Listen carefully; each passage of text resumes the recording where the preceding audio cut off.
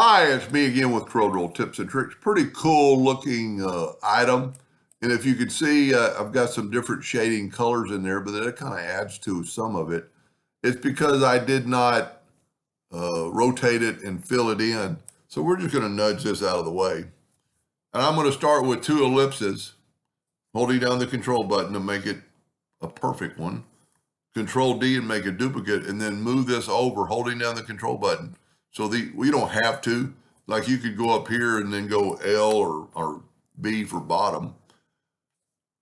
I'm going to fill this in with the Smart Fill tool, and I'm going to nudge that over.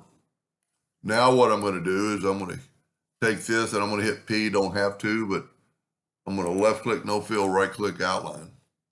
And we're going to rotate 5-degree increments so we can move it around later.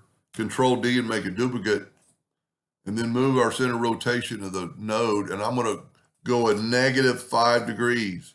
And then I'm going to Control D. I'm going to go all the way till right there. Now, to make it simpler or easy for yourself, Control G to group that together. So then we can take our lines out of the way. I'm going to use the same color. You know what? Let's use a different color this time. And then just fill in every other one. And you'll see in just a second what I'm going to do. Now that I group those, I can nudge them, get them out of the way. I can select all this and go up to Object and combine them. Makes it all one unit. Then we can get our smart or interactive fill tool, and we can go upwardly, and let's put a little blue on the tips. And then we'll bring this up and give it a little bit more equal. Now, because we did it 5% or 5 degrees, Control D and make a duplicate.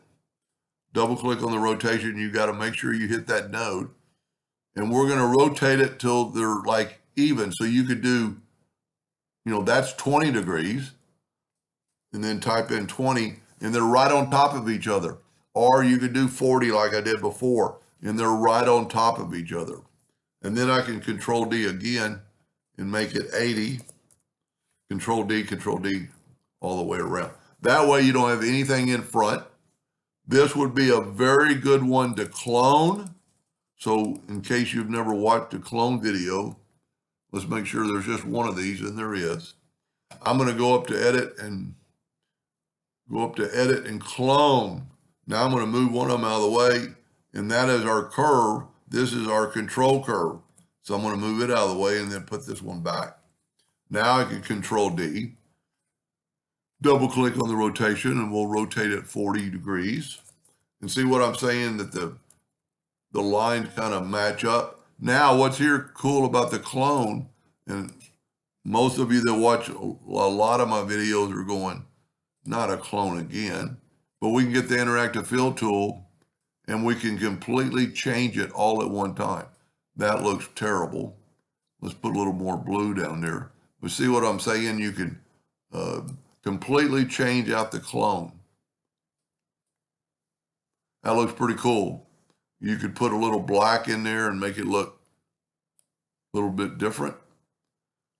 I'm going to leave it like that. Now, I did a video the other day, how do you get rid of the clone? Because if you delete the clone, you delete your item. So select your clone and your object and go up there and break the 10 objects apart. Then you can get rid of that. And as always, I always put a black box on it.